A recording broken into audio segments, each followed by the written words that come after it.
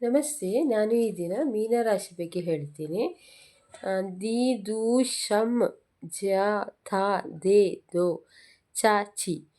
February 21ರಿಂದ March 20ರವರೆಗೆ ಜನಿಸಿದವರು ಮತ್ತು the ದು ಶಮ ಅಕ್ಷರಗಳಲ್ಲಿ ಹುಟ್ಟಿದವರು ಮೀನರಾಶಿಯವರಾಗಿರ್ತಾರೆ.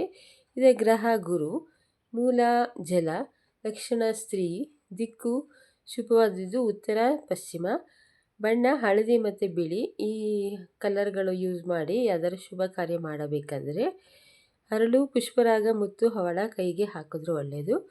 ಶುಭ ದಿನ ಗುರುವಾರ, ಬುಧವಾರ, ಸೋಮವಾರ.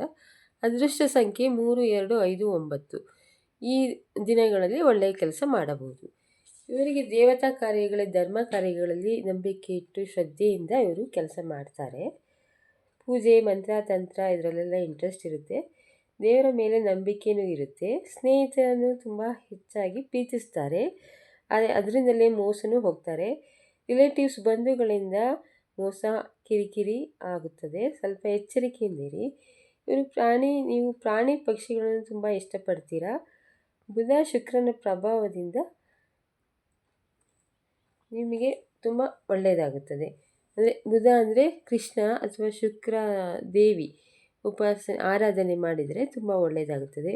ಜ್ಯೋತಿಷ್ಯ ಒಲಿಬೋದು, ಗುಪ್ತ ವಿದ್ಯೆಯನ್ನು ಕಲಿಬಹುದು. ಕೆಲವರಿಗೆ ಎರಡೆರಡು ಮದುವೆ ಆಗುವ ಹಣೆ ಬರದಲ್ಲಿದೆ.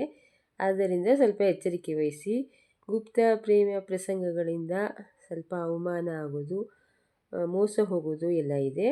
ಅದೆಲ್ಲ ಬಿಟ್ಟರೆ ಒಳ್ಳೆಯದು. ಮಕ್ಕಳನ್ನು, ಕುಟುಂಬದವರನ್ನು ತುಂಬ ಪ್ರೀತಿಸ್ತೀರ. ಹೆಸರುವಾಸಿಯಾದ ವ್ಯಕ್ತಿತ್ವ ಉಳ್ಳವರು, ತುಂಬ ಹೆಸರು ಪಡಿತೀರ, ಒಳ್ಳೆಯ ಹೆಸರು ಪಡಿತೀರ.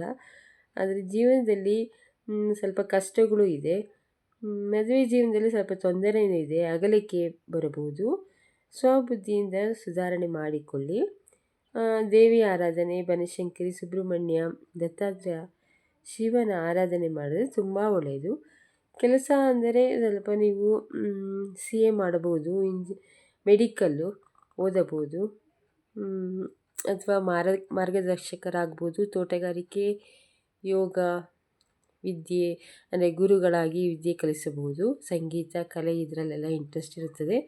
ವ್ಯಾಪಾರ ಅಥವಾ ನೌಕರಿ ಎರಡೂ ಒಳ್ಳೆಯದೇ. ಆದರೆ ಅದೆಲ್ಲ ನಿಧಾನ ಆಗಿ ಅದರಿಂದ ಏಳಿಗೆ ಹೊಂದ್ತೀರ. ತಾಳ್ಮೆ ಬೇಕು. ನಿಮಗೆ ಆರೋಗ್ಯ ಸಮಸ್ಯೆ ಅಂದರೆ ತಲೆನೋವು ಬರ್ಬೋದು, ನಿದ್ರಾಹೀನತೆ, ಕಾಲು, ಬೆನ್ನು, ಪಾದ ನೋವು, ಚರ್ಮ ರೋಗಗಳು, ಕೂದಲು ಉದುರಬಹುದು, ಡಯಾಬಿಟಿಸ್ ಅಥವಾ ಗುಪ್ತಾಂಗ ತೊಂದರೆ ಬರಬಹುದು.